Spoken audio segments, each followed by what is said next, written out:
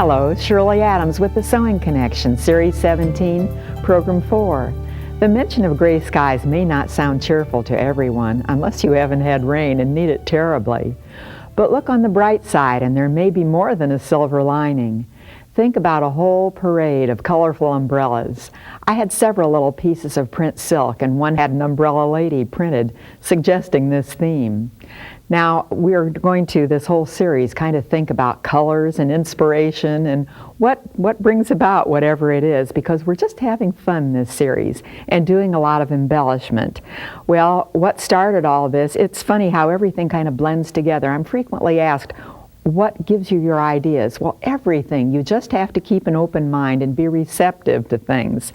For instance, I was working in my sewing room one night, and Madame Butterfly was showing. And so as I was looking at one of the kimonos that she had on, the one that you see back on the mannequin is an abbreviated form of that. It had the same collar. As I looked at it, I thought, okay, that's just a bias cut strip, about 17 inches long probably, and folded in half, so that's easy. And it's just a kimono. I can do that from a drop-shouldered t-shirt pattern and cut it off shorter than her long kimono was, but this is pretty much what it looked like. And so this was the prototype back there. This was the trial, because I was going to deal in these pretty fabrics that I had saved, all these Japanese silks, and I didn't want to ruin anything. So first of all, you better do it on a trial. Actually, I like the fabric that I used back there, but it was a relatively inexpensive one, and so I had nothing to lose. So what I started out with is this t-shirt pattern from my, oh boy, way back Series 1, I had this t-shirt pattern, and here's about where the shoulder point is, and this drops over the edge. And so this was the way I adapted it. But I wanted it to come beyond just the center front, and it was going to overlap, therefore I've added something here. So it's this simple. Other than that, it's just the t-shirt pattern. I did abbreviate it a little bit here and not make it quite as long. And also I shaped it in a little bit at the waist so it wouldn't be as bulky there, since I was going to belt it. And the back is about the same thing. I simply abbreviated it and shaped the side seam, and other than that, it's simply a t-shirt pattern. So you can all do that. You all have a t-shirt pattern similar to this, so if you want to do this sort of thing. And then it was, where do you get the inspiration for it? Well, I started out by looking at, I had all these little packages. I had been at some, consumer show somewhere, and there was a booth that had imported a lot of Japanese fabrics, little pieces. They looked like this. They were from taken apart from old kimono. They had already been used in garments. You can see I still have threads from where it was stitched, all hand stitched I noticed, so probably these were old garments. And if this looks like a narrow piece of fabric, this is it. This is the selvage on each side. As we ended the last program, I had very narrow fabric that I was debating what to do with. Well, that's typical of some of these Japanese silks. This is it, selvage to selvage. It's only about 16 inches wide, or 14 perhaps on this one. So just pretty little prints of various sorts. This one I didn't put in with the one I'm wearing because it was different colors. It was in purples, and I just took all the little scraps I had in the reds to do this. And about that time, as I was collecting all my little silks, I also saw this, and it looks, you know, the way it's sort of streaked diagonally. It's a nylon fabric, but it kind of looked like rain. And so it was kind of tying things together. I had rain here on this, and I thought, well, I'll cover it with this. I had this fabric, which I ended up not using at all. This is a shibori process. It's a tie-dye process, but this particular one is called arashi, and I think the Japanese word has something to do with driving rain or monsoon, but it gives the idea. Things are kind of collecting. They're kind of getting together. They're adding up. And so what I did was cut out a whole lot of umbrellas. Now, to cut out these umbrellas, I first started out by just drawing an umbrella, a very simple shape. Anybody can do this because it doesn't really take an artist to draw something that looks like an umbrella, because by now I had decided I was going to have a parade of umbrellas on this vest. And so I just drew one umbrella, and then I wanted a variety of sizes, because if it's going to be a parade, these are going up the hill, and those in the foreground would be bigger, and they'd get smaller as they'd go up the hill and be at a bigger distance. And so because of that, I just made one umbrella, but then to make the bigger ones, it was just drawing a bigger one out here. And to make smaller ones, I just did the reverse and brought the smaller ones in so that they were this size and this size and this size. Anyway, they kept getting smaller. So that's easy enough. And after I did that on just, some old notebook paper back from my university days, I see is where the notebook paper was.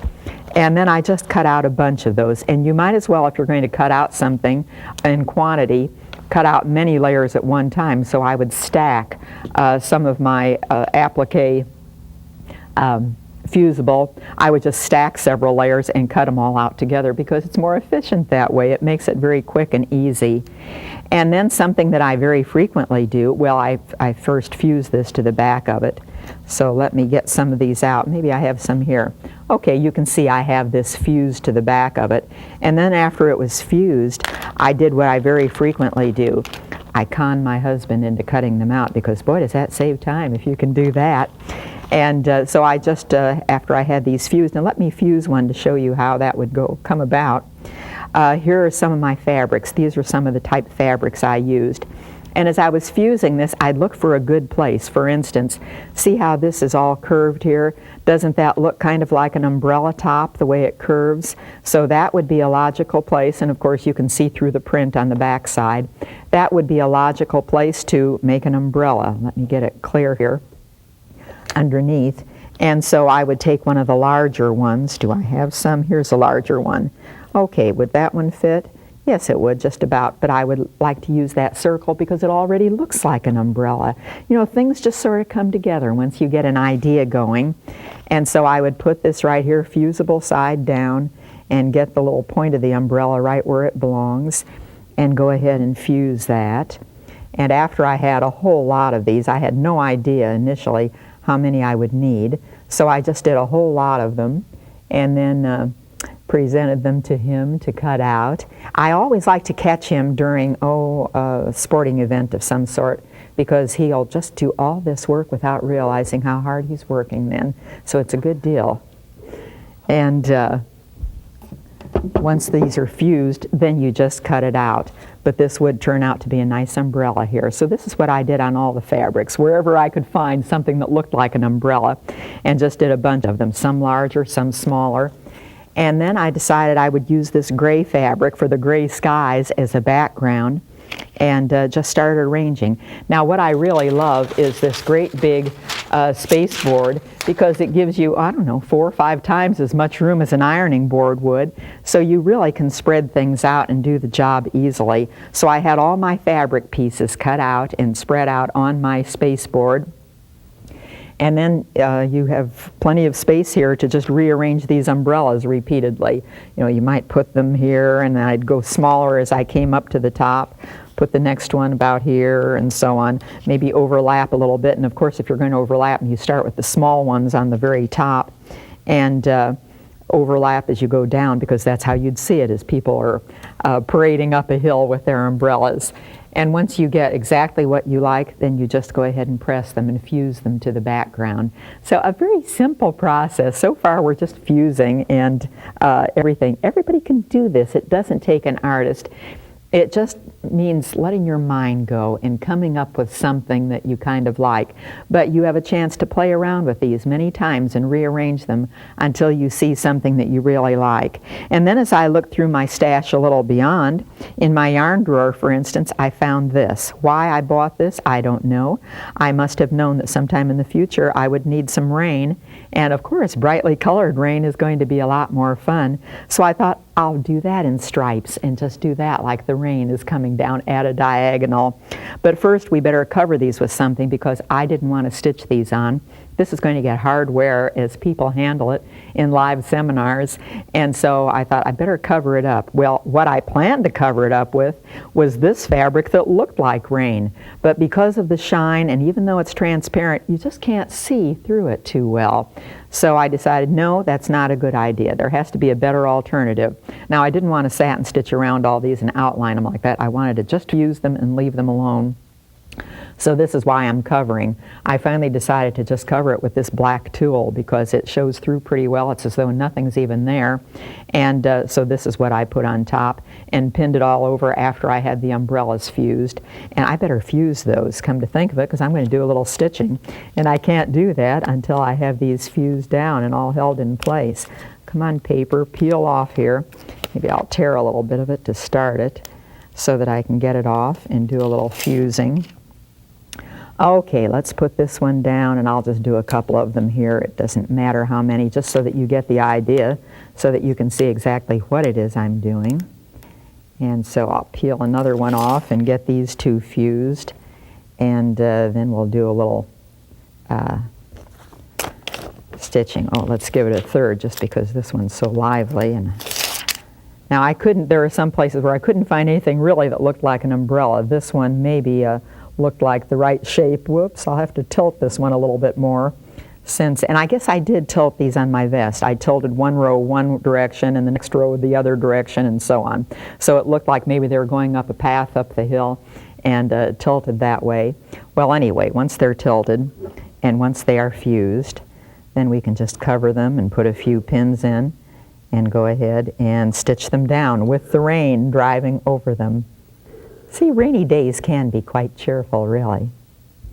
And even if it is a real gray day, it gives you a chance to just stay in your sewing room and do something cheerful there to make you feel good. Okay, put a few pins on and we're ready to go.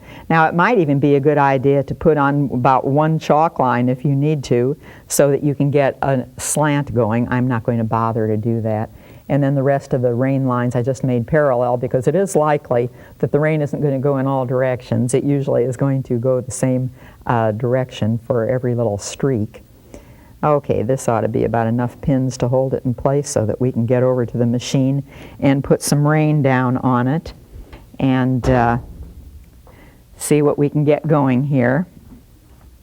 Okay, this subdued the colors just a little bit, but not too terribly much. It wasn't tragic, the fact that it darkened a little bit with the tulle over it. Okay, I have it on zigzag, but I better get those stitches a little bit narrower. I just want to cover this thread, and it doesn't have to be too wide. And I don't have to have these stitches small, so I'll get them a little bit bigger. And usually I would do this with the transparent thread. I believe I already have gray thread in here from whatever I was doing right before this, so I'll just leave it like that. Now you have to decide, of course, what foot is going to do the job. For some of you it might be a cording foot or a braid foot. I've found it's just as easy to do it with this clear foot that has a little indentation under the platform, so it will accommodate whatever yarn or thread you're going to be couching on. And I'll just do this from bottom to top. I guess it doesn't matter which way I do it. How about let's go across this direction. But once you get this rain started, I love this yarn in that it kept changing color, and I thought that was kind of fun. So I don't know why I buy these things when I see them, but something just clicks as I'm looking at them in a shop, and it just looks like something that, yeah, I'm going to need that someday. I better go ahead and get it right now because I'll never see it again. We pass this way but once, and if you see it, you better get it while the getting's good. There. And this would be better probably with that transparent. Okay, I'm going to do this with a needle down position so that I can stop whenever I want to. But this first row of rain, I'm just going to straighten out here and do it at a nice angle, and then it'll just catch from then on. So I usually use a contrasting thread, you've noticed, just so you can see what I'm doing, because if I use the thread that I would really put on the project, it probably wouldn't show. And so once you get going on this and get used to the motion and so on, then it goes really very fast. And it doesn't take at all long to do the whole project.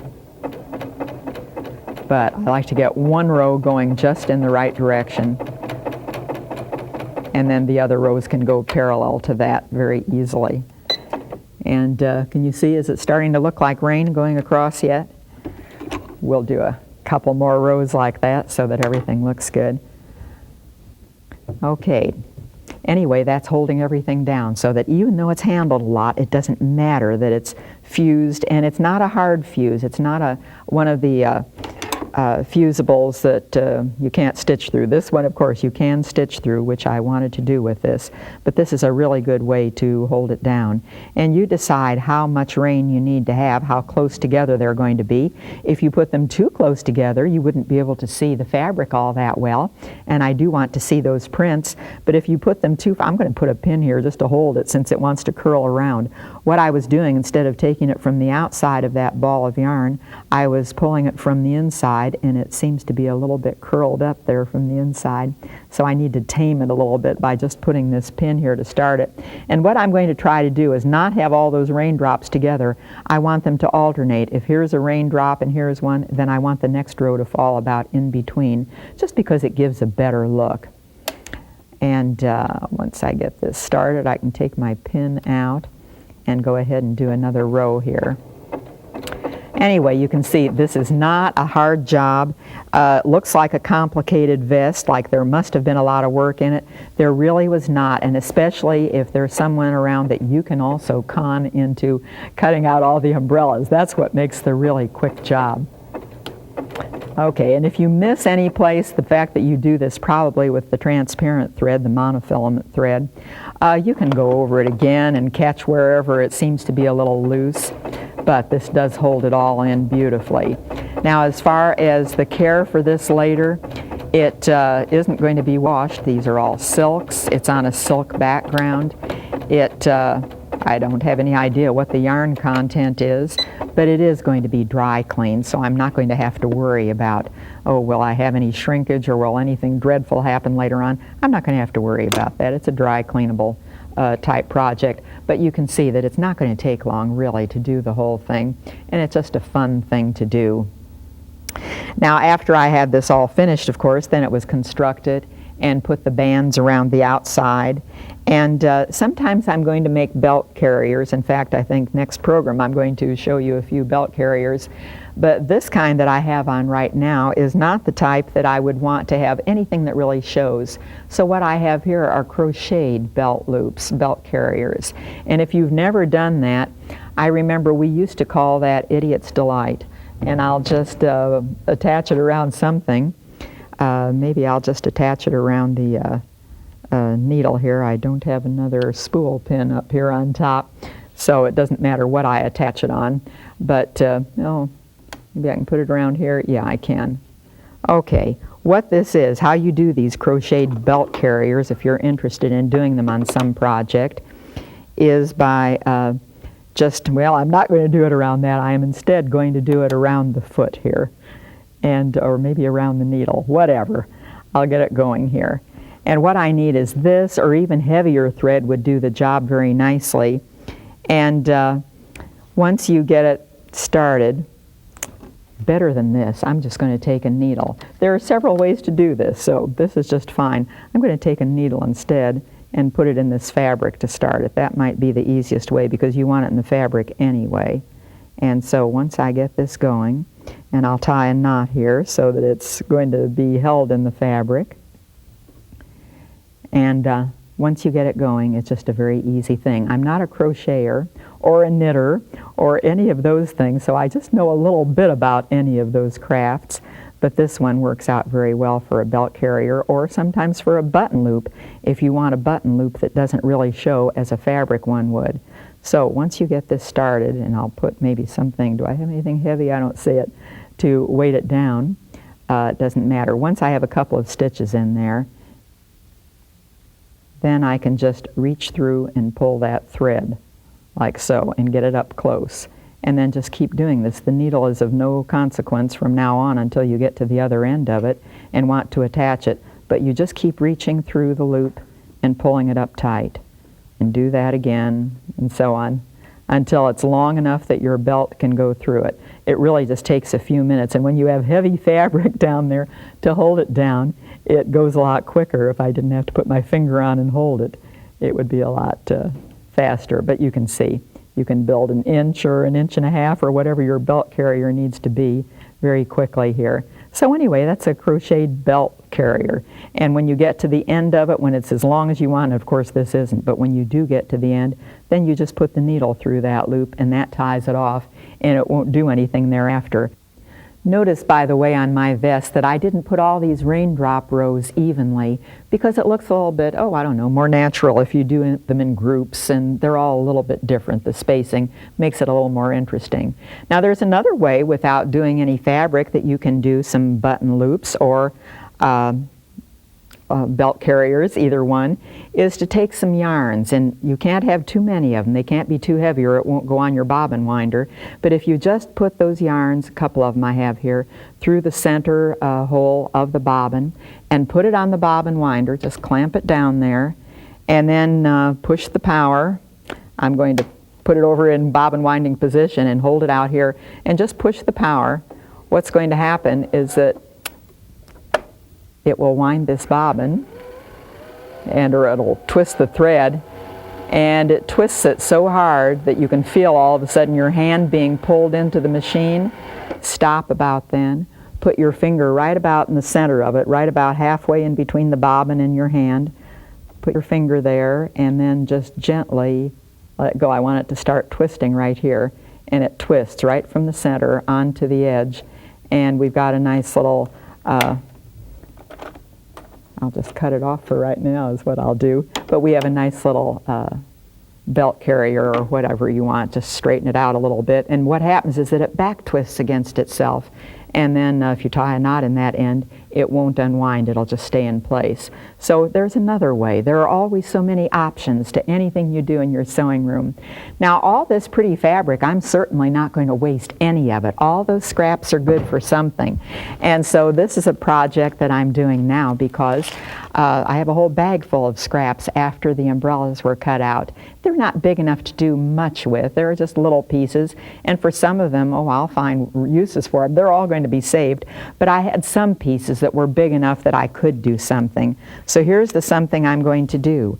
How about these pretty little kimonos that you can give maybe for stocking stuffers at Christmas, or maybe for hostess gifts, or just pretty little things to put in your drawers.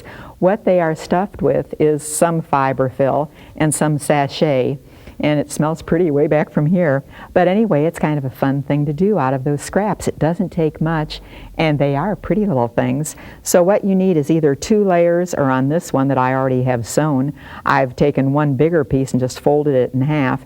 But just a T shape is what a kimono is.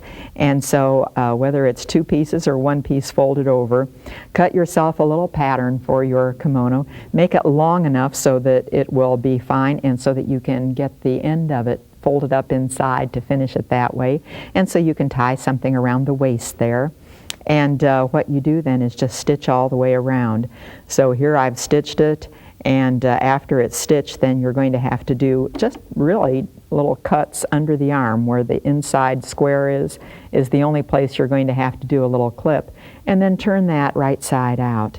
And to turn it, to get those corners out just right, it would be good to have a little point turner of some sort. Maybe the point of your scissors, or maybe if you have this, it'll be a little better because it won't endanger the corners there. It won't poke through the fabric. So I'll just poke out these little corners, and we'll turn this right side out. And once it's turned, then you go ahead and put whatever you're going to put inside. And these are such quick little items. I can see mass producing them if you need a whole lot of them to give. Or there's always that church or club bazaar that you need to donate to. Perhaps this would be nice. Now it doesn't have to be, of course, these antique Japanese silks. It can be any print fabric that would be pretty for this. And once you have that done, you just go ahead and put some of this in. It doesn't take a whole lot. And I want to put not only a little of this in. If you just put sachet and nothing else, you'll have to put a lot in to fill it. And also, it won't fill up the corners all that well. So I'm using this to fill the corners. And in the main body part of it, I'm going to take the dull end of this point turner to push it in better. And then in the main body part of it is really where I'll mostly put the sachet, because it's an easier place to put it. So once you have that in, I'll put a little bit more in eventually, but I'm going to pour a little of the sachet in first. And oh my, they are fragrant. Pretty. Drawers, closets, wherever they need to go. Or maybe just to decorate on a shelf in a bathroom, or just any place where you need a little pretty smell and something to liven it up a little bit. So put some of that in, and oh, I've got all kinds of little berries and flower buds and things here, and get them all scooped in. And then go ahead and put some more in just to hold it there nicely. And once you have enough of this in, then it's just fold up the bottom and put it through the machine to give it a little stitching on the bottom part here. I'll just pin it for right now. And then tie a ribbon around it, or a yarn, or something pretty, some braid, whatever you have. I've dropped my ribbon, but here's my ribbon, and it's just tying that around, tying it into a bow. And isn't that a pretty little gift to give to somebody? So something easy to do and not let any of that fabric go to waste is the point of it all. Now, as far as this covering goes, there are a lot of other transparent things that you might do also, and in the future we're going to do something about the other transparent fabrics that you might use to put on top to cover things up. Well, these are lively colors and they're stimulating, but let's go calm. Let's wrap ourselves in cool, serene blues and greens or transparents next time, and deal with some watercolors.